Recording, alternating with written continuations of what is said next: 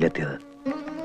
അവിടെ വെച്ച് ഗംഗയിൽ നിന്നും ഒരു പ്രത്യേക തരം സൈക്കിക് വൈബ്രേഷന്റെ അനുഭവം എനിക്ക് കിട്ടാൻ തുടങ്ങി.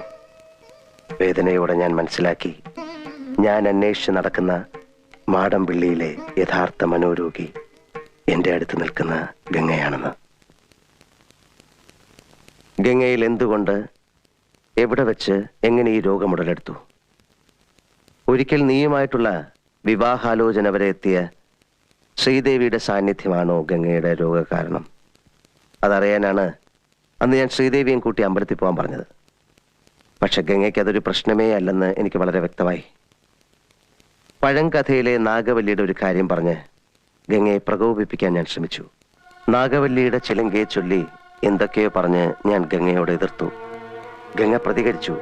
അതിശക്തമായി, അസാധാരണമായി. അപൂർവമായ ഒരു മനോരോഗത്തിന്റെ അഗ്നികുണ്ഡങ്ങൾ